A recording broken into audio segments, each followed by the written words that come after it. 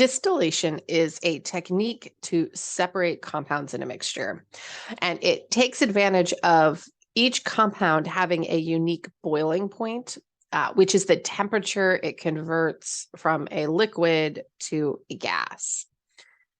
And with these different boiling temperatures or boiling points for all of these compounds in a mixture, if they're different enough, you can apply heat and rely on one compound evaporating or boiling first and transitioning from a liquid to a gas.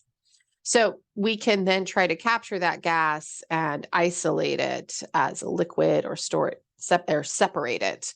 And that process is distillation.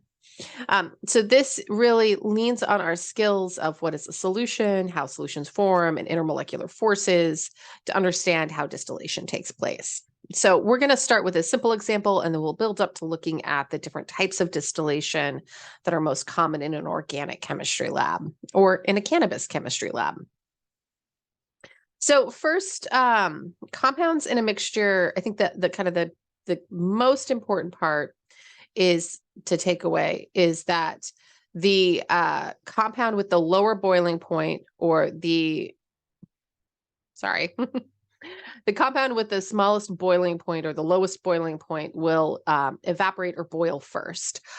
This compound is typically also going to be the one with the lower molecular weight or the lower intermolecular forces or both. So in this example, we are going to be applying heat from the bottom and just looking at which ones evaporate. So if my pink dots, so if I have a mixture of pink dots and green triangles, if my pink dots have smaller intermolecular forces, like blended dispersion forces, dipole-dipole interactions, and hydrogen bonds, and let's say it also has a lower molecular weight. Sorry, I keep hitting that.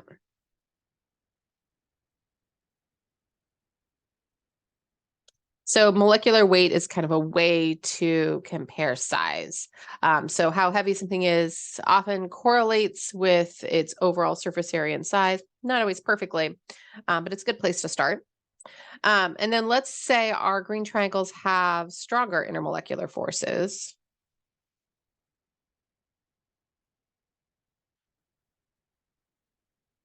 And a higher weight. Molecular weight, I'm going to abbreviate MW. So in this situation, I would expect that smaller intermolecular force, smaller weight compound to have a lower boiling point, and the other one to have a higher boiling point. In fact, let's say we know what they are. Let's say that our lower boiling point is 50 degrees Celsius and our higher one is 200 degrees Celsius. So very different. So as we apply heat, we expect our lower intermolecular force, lower molecular weight, lower boiling point compound, the pink one, to boil and undergo a phase transition from the liquid solution to a gas. And so as that happens, we'll see it kind of rise up.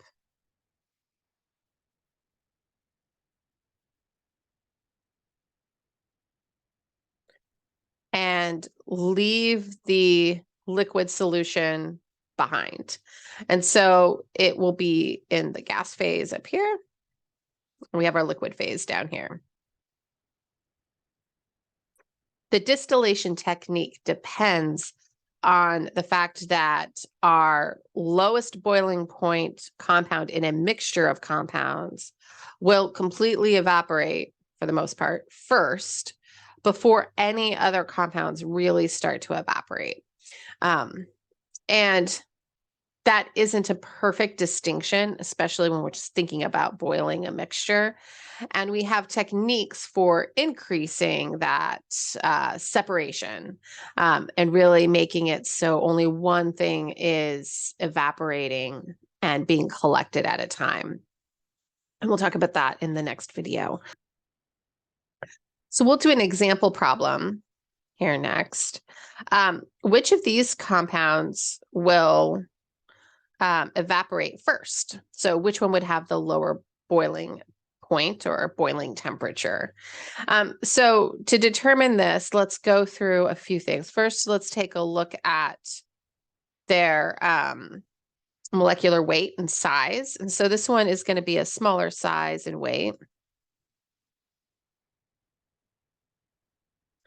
And our one on the right has more atoms to it, so it has more weight, but it also gives it a larger surface area to the molecule. And the larger a molecule is, the generally more energy that's required to make it undergo a phase transition. And so energy in this case is really heat. So it means we have to apply more heat to convert it from a liquid to a gas, to have it boil or evaporate. All right, now let's think about the intermolecular forces for each of these. Our first one has only carbon-carbon and carbon-hydrogen bonds. They're all nonpolar, and there's no oxygen-hydrogen, nitrogen-hydrogen, or fluorine-hydrogen bond in the molecule. So this will have London dispersion forces only. It won't have any dipole-dipole interactions, and it won't have any hydrogen bonding interactions.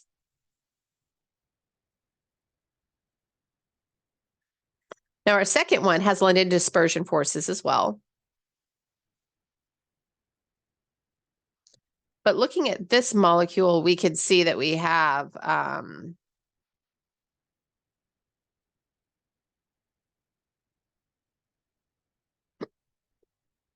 dipole moment in a couple places. So we have polar bonds between the carbon and oxygen and the oxygen and hydrogen. And we also have two oxygen-hydrogen bonds that can participate in hydrogen bonding interactions. So we have dipole interactions for this as well. And we have hydrogen interactions.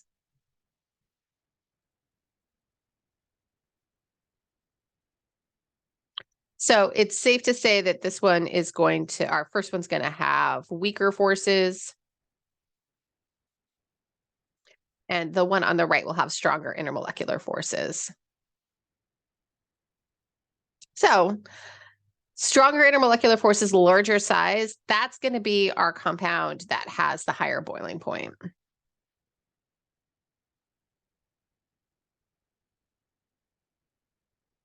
And that means our first one with the smaller intermolecular forces and the smaller size and weight will have the lower boiling point. And that means it's going to be the first one to boil. And so we would separate it as a gas from the liquid of the mixture before we were able to remove any of the second compound.